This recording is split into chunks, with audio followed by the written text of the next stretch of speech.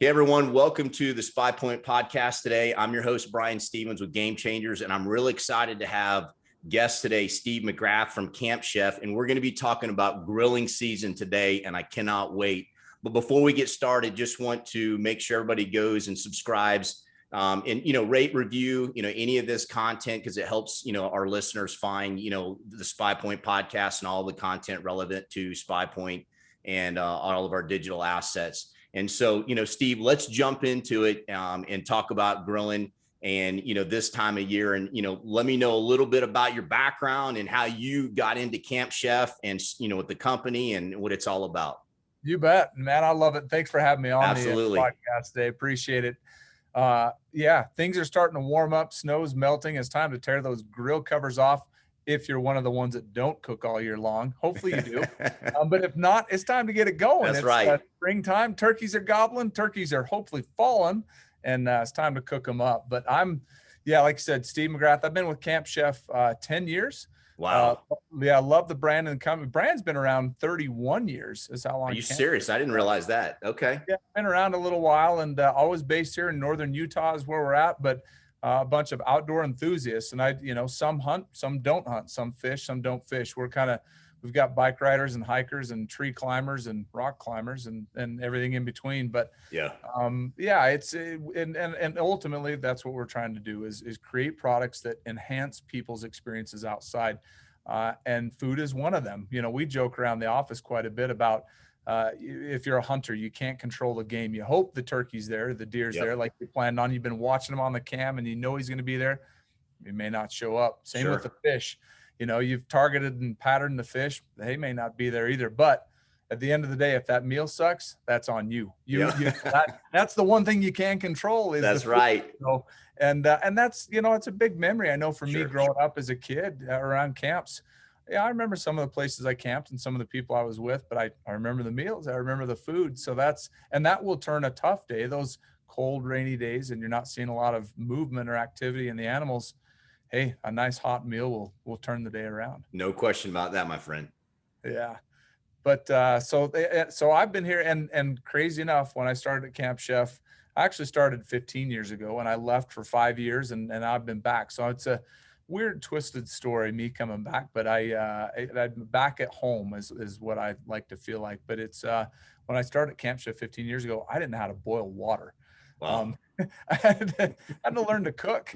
Yeah. And it was a steep learning curve, but it's really not that difficult. I think I grew up and you'd see people cook a brisket and you think, man, unless it's in my DNA and my grandfathers have done it, I probably won't know how to do brisket. And you realize, it's really not that tough. Sure. And, the way that technology and cooking products and things have evolved. And now with, like we're doing now with videos and things out there, there are so many opportunities to learn from experts. You don't have to be an expert.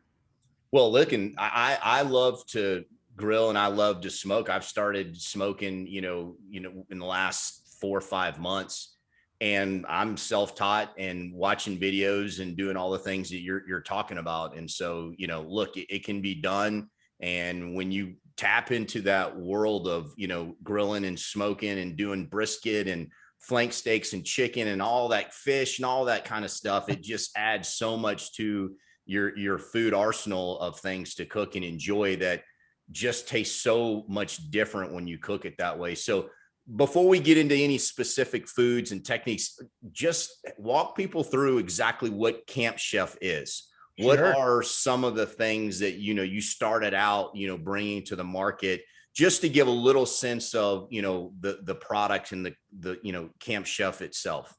Sure. The history of the evolution of Camp Chef started, like I said, 31 years ago. And it was a local guy that was an engineer. So he's a guy that was familiar with how to build things and design things. And the company he was working for was building warehouse.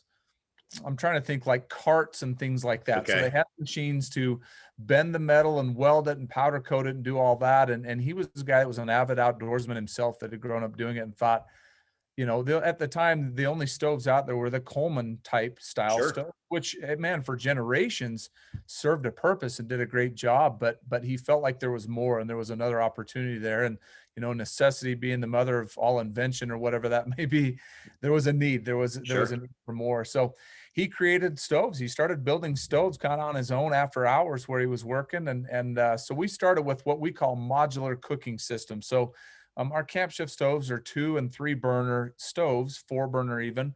But you buy the stove. It's a burner. It's a 30,000. So we're high output burner stove. But really the magic comes in when you add the accessories into it. So modular cooking system, you can add a grill box on it. You can have a griddle on it. You can have a pizza oven on it. You can put great big pot if you want to do a low country boil or something like that. So it's so versatile. You can have a 2 burner stove and take that into the woods for the weekend and do anything you want with it with those accessories. So started there and then went to propane fire pits. We've gotten into a bunch of cast iron stuff. We do Dutch ovens and skillets that way. Okay. And over the Yep. last few years, we've gotten into pellet smokers, pellet grills. So, which have become super popular and taken over the industry as a whole. It's putting gas grills to shame right now as far as growth numbers.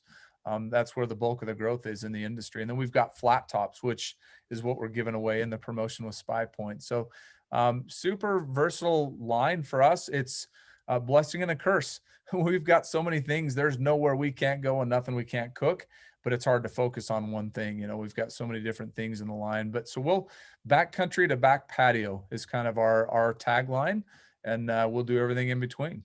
Well, which is really cool about that, Steve, is that there are other, pellet smoker kind of grills, but it's, on the market. There have been for a number of years, but it's staying at your house. This has the ability to do, as you just said, I love it, from patio to the woods and to the tailgate, to wherever you're at, wanting to cook and Sure. do something where you have the ability to, cook meat or do things like you're talking about. You're not limited to, what's just at that facility. So that's, I think, what's really cool about your product is you have that versatility. Sure. No, absolutely. And that's the beauty of it. No matter where you're at, what you're doing, small group, big group. Yeah, that was kind of the idea. And even with our larger pellet grills that are made for being more at home, they're not as easily transported, I guess. Even those are very versatile. We've got accessories that attach onto those that you can do more than just brisket or ribs in a pellet grill. You can do a reverse seared steak, which if you've never truly had a reverse seared steak, you're not living. They are so Okay. good. I need They to are try so that. it's if you can cook a steak or a burger, you can cook a reverse seared steak. I mean, it's as simple as throwing it into the grill and smoking at a, relatively low temperature, 180, 190, till it reaches 105. Then take it off and with some butter and salt and pepper, just sear it on that side burner that we would have. So again, 30,000 BTUs, sear that sucker off. Man, I'm telling you, it's you'd think a steak's a steak. It's not. It's good. Now, what kind of meat would you do that with, Steve?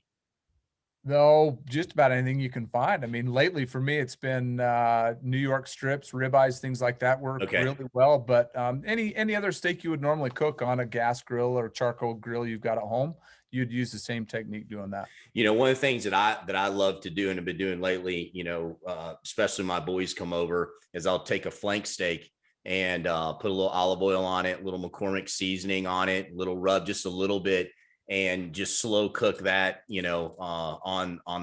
with pellets in the grill. Oh, yeah. And just, turn it up right before it's done and just sear it a little bit on both sides, give a little bit of that crisp, and Yeah. then let it sit. And that is, I mean, you can take and turn that same piece of meat that probably just cooking it by itself on just a grill or the stovetop wouldn't taste anything like what it does when you do that. So that's one of my favorite things to do. Before I'm going to ask you, some other recipes. Anybody who's listening, hey, comment below and tell us what are some of your favorite recipes and things you love to cook, and styles that you love to cook in, on these different types of grills that we're talking about, pellets, whatever. And so you can share that with everybody. So Steve, let me get back to you on this. What are some of the other favorites that you got that you love to cook, whether it be meat, fish, turkey, on any of the types of pellets or grills that you have? Sure, man. It's all over the place. I think it depends on the camp and maybe the crowd, Okay. or home in the crowd as far as what you're cooking. I think, probably my latest kick has been smash burgers. And it's All cooked right. on a flat top. And wasn't familiar with them. I'd seen them around, the last couple of years, but never really had one, didn't really know. Cooked one probably a year ago. And ever since then, and anybody that's probably had one is probably nodding their head right now, listening to this going, yeah, smash burgers. That's the Okay. secret. There was just, Digging it. yeah, a week and a half, 2 weeks ago, the Wall Street Journal wrote an article on a guy that toured the entire United States, and in his search, his whole quest was find the best burger. And he found that most of 80 to 85% of the restaurants that were cooking the best burgers he had were on flat tops. So I think that's a part of the secret. Forget about the grill that you've got with all the slots in it or whatever, because you're losing a lot of that fat. You're losing some of that flavor when you're doing it that way. And it's good. We all love a char-broiled, flame-broiled burger. They're great, but it's not the same. When you do it on a flat top, it's keeping all of that fat, all that moisture right on top. And smash burger, you would assume with the name smash, it's exactly what you're doing, is flattening it out, because the tastiest part of the burgers is not the inside of it. It's where you put the seasoning, and it's that crispy outside. And so you're creating a larger surface area. Anyway, super good, super simple. It's something you'll take a ball of hamburger, a 3/4 pound or whatever, and smash that sucker out real thin and wide, and then put some onions over it. And so those onions are cooking with it on that flat top as you're cooking that burger. And as thin, I said 3/4 on that burger. I meant a third. 3/4 would be a pretty big burger. That's a big burger. Because I was going to say, as thin as those burgers are, you can eat 2 or 3 patties on a sandwich per bun, and it's so good. But that, and like I said, the reverse sear steaks are probably my recent favorites. That's kind of the requested ones right now. Okay. How about some big game? I know you love to cook some elk and venison on your grills and your Camp Chef grills. What if you just cherry recipes that you have that you could maybe share? Yeah, absolutely. The biggest key with that is big game and smoker sometimes can be a little bit tough. Smokers make everything taste great. So when you're thinking pellet grills or something like that, they will add to the flavor and make it taste great, but you've got to be careful because, as we all know, that wild game does not have a lot of fat in it. Yep. And so it's easy to dry it out. You can put a brisket on a smoker for 16 hours and it's probably going to be all right. You've got a lot of fat in it. You're not going to have that luxury with a venison roast or steak. So for me, on roasts, I'm doing them a little longer, but I'm adding fat to it or wrapping something inside of it. I've wrapped bacon inside of it, not outside. That's pretty typical. On the inside, I've gone and a little for the flavor, and I'm not going to eat the bacon as often, but for the fat to render out and push through that meat is where it really helps. And again, on the steaks, it's the same reverse sear. I mean, that's a trick. Keep it simple on the spices. I know a lot of people like to get all crazy with it and drench them and douse them. I'm a salt and pepper guy. Yeah, I got you. Less is more, and especially on good big game, when you get a great elk. Man, I did one a few years ago. We were hunting on Kodiak Island and shot some Sitka blacktail up there. Some of the best tasting venison I've ever eaten. And what we were doing was taking fresh caught crab meat with blue cheese and wrapping that up into like a pinwheel and then grilling that, putting that in there. And that worked a little bit better longer term because you have some moisture in there. But it is different than beef, but don't go too crazy on it. I think you can keep it pretty simple. Sure. Absolutely. Any recipes or, trade secrets on, turkey or chickens, how you like to cook those? So chicken or turkey, I mean, the simple one for me on a lot of those is, we'll either do that kind of reverse sear technique. I'll throw it in the smoker and do it for a little bit and then finish it off on a grill. My personal favorite on wild turkeys is Milanese. If you've ever had turkey or chicken Milanese, and that's similar to Parmesan, maybe is probably the best way to put it for most, where it's pounding it out real thin, breading it, and then frying that real quick in a fry pan. That's my personal favorite on turkey, wild turkey especially, is that Milanese. And just because it's quick, it's simple, it's really crispy, add salad to it, especially in the springtime, man, you're set. It's really a good way to go. Nice. You know, one of the things I love to do on chickens that you can feed a lot of people, or I Uh-huh. can, you know, just cook for myself on a, you know, regular basis and, you know, eat it for leftovers, is to take and I'll, you know, take a whole chicken, quarter it out and cut it. And then, you know, I'll put some rub on it and everything and just slow cook that on the smoker or the pellet grill, you know, for a couple of hours and get it to 160. And just, you know, it tastes so much different when you cook a whole chicken like that, even if you cut it up a little bit, than just cooking a chicken breast. Yeah. And to me personally, it just, there's no comparison. And so I can get, you know, 2, 3, 4 meals out of cooking that, you know, one chicken, and it just tastes so much different. So that's one of the things that I love to do with chicken.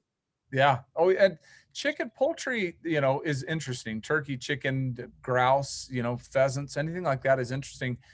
Pretty mild flavored, and so it's pretty susceptible to whatever you're putting on it. And so, you know, when you brine things, which is popular around Thanksgiving, Yep. why not do that with a bird in the spring? And so there's a lot of things you can do to kind of, fish is the same. Halibut is a favorite fish around my house, to where you can kind of make it taste the way you want it. And you don't want to try and make it taste like chicken, right? You don't want that halibut to taste like chicken. You want it to taste like halibut, but you can do a bunch of different things to it, citruses, things like that, which is Mhm. always great with poultry as well. But Yep. you know, that's the beauty of cooking is, we had a chef here that we used, and we've got a new one now, but we've got a whole, you know, a bunch of recipes and videos and how to's. But anyway, his thing, Jack was his name. His thing was the U factor. You know, I can tell you add a half a cup of this and a dash of that and 3/4 cup of that, or whatever it may be. But really what matters in the end is you don't want to follow mine or anybody else's recipe exact. Make it yours. Add that U factor. If you like it a little sweeter, add a little bit more of that. And if you like it a little more savory, add a little bit more of the, you know, the savory side in it. That's the part that I love, is that it's not cookie cutter. And it can be frustrating at times, but every time you make it, it'll be a little bit different. You know, you'll make a brisket and go, man, that is the best brisket I've ever eaten. Good luck trying to repeat that. Yep. You know, it can be tough. It can be tough to do Yeah, again, absolutely. but that's a part of the adventure, a part of That's fun, it. and figuring it out and understanding what's going on. I mean, if there's any food nerds out there, you know, the books out there about the science of food is unbelievable. What happens when you cook it, the process that occurs into them, and the science that people put into it. But man, I'm a redneck. I'm not looking into that stuff. I just want a good meal at the end of the day. That's all I care. Yeah, absolutely. And, you know, you probably have, you know, on your count on your hand, those go-to, you know, recipes, those go-to things that you always are going to cook, that you get good at, and, you know, people are going to like, you're going to like. And so that for me is, you know, my kind of approach is just, I love to experiment and, you know, and I'll try new things, but there's those go-tos that, you know, I just want to continue to try to make better and better, just because you get a lot of confidence and, you know, people are going to enjoy them.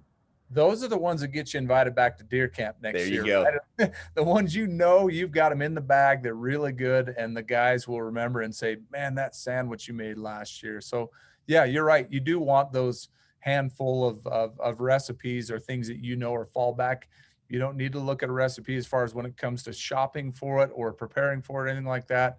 But yeah, I love it. Cooking is, I wouldn't call myself an overly creative person, to be honest with you, but cooking is a great creative outlet. You know, Yep. I don't draw very well. Don't ever ask me to draw anything or maps or anything like that. I'd struggle doing that. But cooking is fun. You can make it your own, and you're just trying to put smiles on other people's faces. Well, that's it. And look, worst case scenario, nobody wants to waste a good piece of meat. But worst case scenario, if you try something new and it doesn't quite turn out the way you want, you can learn from it. And then the next time you get better. And that's the only way to really improve and to make something better, is sometimes just trial and error and just jump in and try it. Oh, And don't be afraid to do that. You know, and if it doesn't taste right that time, you learn something and you can make it better next time. yeah. Well, and better yet, don't be afraid to admit when you make those That's, hey, mistakes. look, you know, well, if somebody's there eating it with you, there's no way they can deny it. I've done a few of those for sure. And I tried a corned beef one year for St. Patrick's Day, and that sucker would have bounced higher than a basketball in the NBA game today. I mean, we didn't eat it. That was the end of that deal, and we pinched it and cooked something else. Yep. But Yeah, you're right. You're right. That's the other part. You want your standbys, but you want to branch out and try That's it. something new every once in a while. And I guess some weekends or some days you feel a little more adventurous than others. And sometimes you just want to go with the old standby. That's it. That's it. Well, let's take a minute here and talk about the May giveaway. Tell everybody about what it entails, what the giveaway is, and all the excitement about this giveaway for the month of May. Absolutely. I love it. We're doing a flat top grill. Nice. Okay. Smash burgers, baby. Smash burgers. That's where we started it. And that I am a personal fan of it. I love it. I don't even have a traditional grill per se on my patio at home anymore. That flat top, I use it quite a bit. I mean, obviously I still have a pellet grill that I use, but that flat top that's what we're giving away. Super versatile. What I love about them is there's really not much you can't cook on a flat top. You know, when people think grilling, they think burgers and hot dogs and steaks. But if you've never cooked them on a flat top, I think there's a lot more flavor to them because there's more surface area to put a crust on there, right, to sear it, and it's a hell of a lot easier to clean up. So it's having all that grease go through. Ours has got a great grease management system to it. So you've got a whole tray on the front of it that all that grease and juices and whatever will go to and dump into a little thing, which we've got a foil liner. Nobody wants to clean that out. So a foil liner you can remove and throw away. But so that's what we're giving away this month with SPYPOINT is a flat top grill. And to be honest with you, we had talked about giving this one away and working this one out 3 or 4 months ago.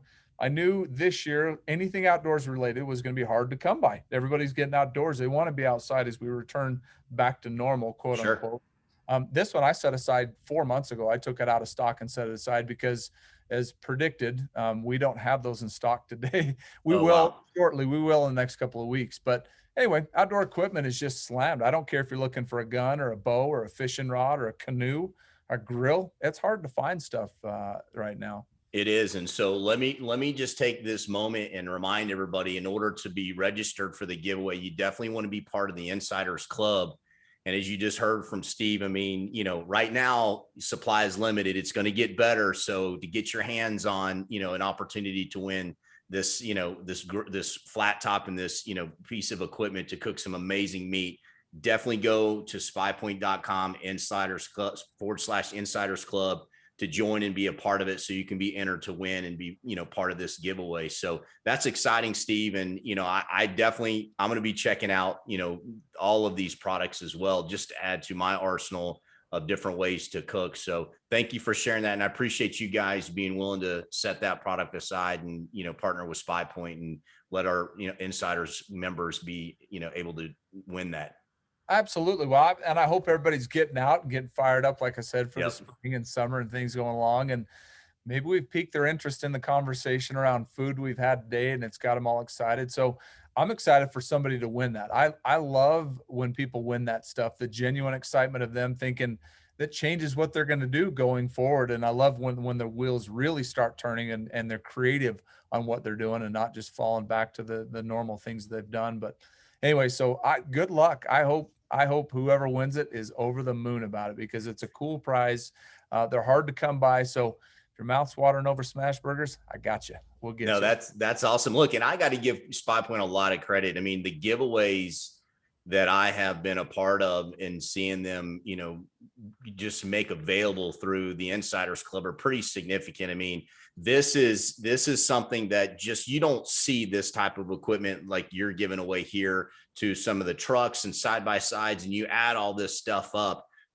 It's definitely impressive what SPYPOINT's trying to do and partner with companies like yourself and just give away unique, innovative, quality products that people truly are going to enjoy in the outdoors or at home. And so, so again, thank you for being a part of that. And so let's talk about what are some of the other products, again, that people could, discover or learn about. Where could they, go in and watch the videos and, or look at the different Camp Chef products that they may want to just, look at purchasing or just learn more about? Sure. Absolutely. I mean, social media is what it is. So we've got quite a bit out on social media. We do some smaller snippets of how-tos and things like that on social media. So Instagram, Facebook. TikTok, we recently joined, so you'll start to see a little more content that way. What are some of those handles and some of those, exact places they can go find this stuff and you guys? So on Facebook, it's Camp Chef. On Instagram, it's at Camp Chef. On TikTok, it's Camp Chef. It's all the standards. All the standards. Then our website, of course, is a huge repository of videos of recipes. We've got a new chef here that's really changed some things up and done some incredible recipes.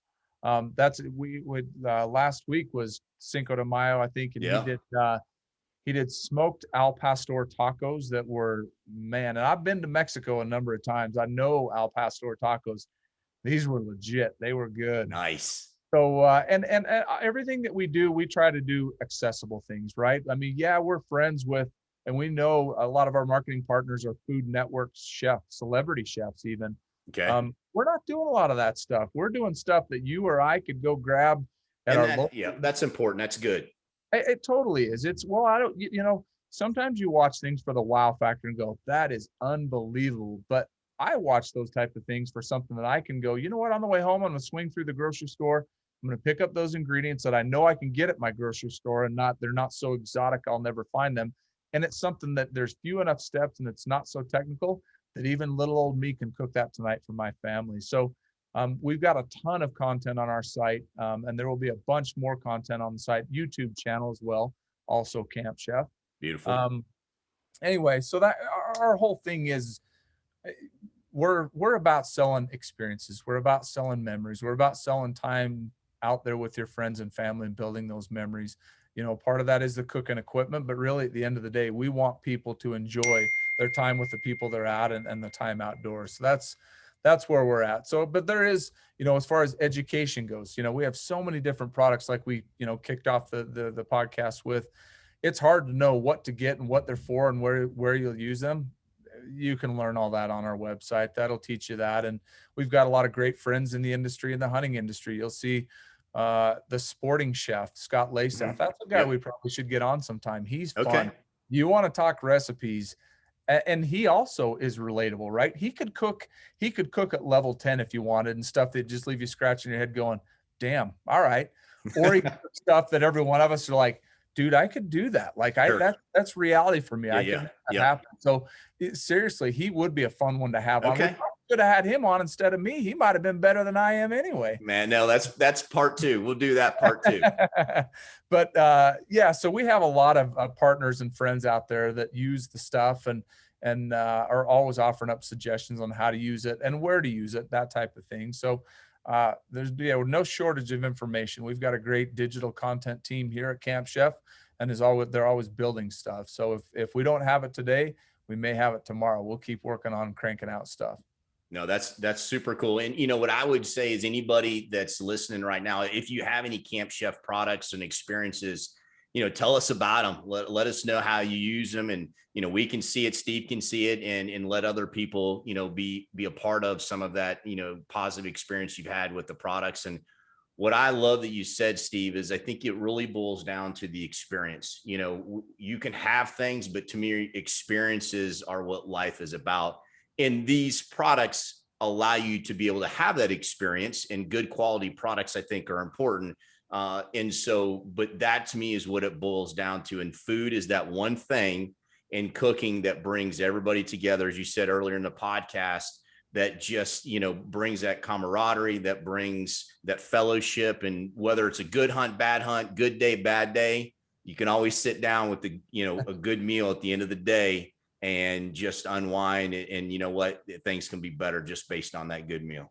It might even settle fights over a big buck contest or something crazy like that, right? It's the common denominator. You look at how, as crazy as it is, and I still don't understand it in our own hunting world, the bow guys and the gun guys, and we have so many opposing opposites that, man, at the end of the day, we're all the same brotherhood and sisterhood. We're looking to do the same thing. And, does it involve animals and outdoors? Yeah, it does. But more importantly, it involves us. It involves each other. And that's what it's about, and those of us that have kids and have brought kids up in that, to see their eyes light up and see the excitement they have. Man, that's a whole different podcast right there, my friend. It's incredible. There's no question. That just sends shivers down my spine, because that's why we do what we do. It's so much fun. So yeah, it's all about being outdoors and enjoying our time out there and being thankful for what we've got, because we're awfully blessed and lucky to have what we have.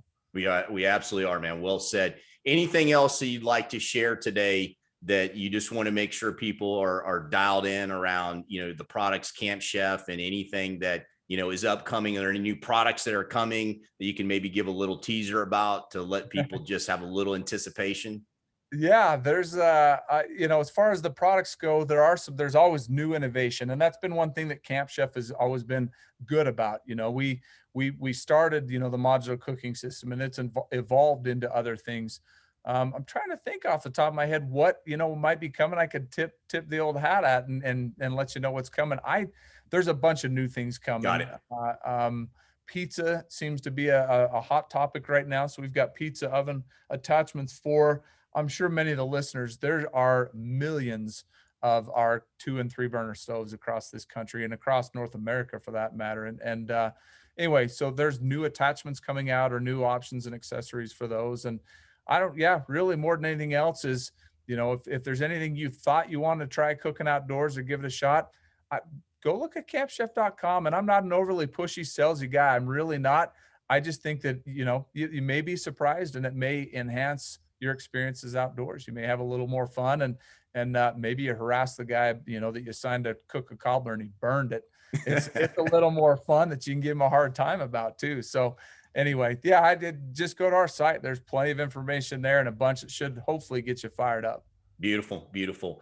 Well, listen, Steve, that does it for our podcast today. I can't thank you enough. And what I would just, remind our listeners to do is just go rate, review, sign up, be a part of, all things related to SPYPOINT, and tune into the SPYPOINT Facebook podcast, obviously Instagram, Twitter, and all of the different feeds that we have that help bring you feedback on a regular basis and content. So again, Steve, thank you very much for today. Great topic, perfect timing for the year. And I definitely, will be dialing into your Instagram and all your socials just so I can keep up to date. And we'll be looking at YouTube for some of those recipes, my friend. Right on. Well, thanks for having me. Hope to see you guys out there. And if you do, come see me. I'll have a hat or a cutting board or something for you guys. I love seeing people in the outdoors, and love seeing people using our gear in the outdoors. So anyway, hope to see you out there, and best of luck and success in the woods this year. Thank you, my friend. We'll talk to you soon. All righty. Later.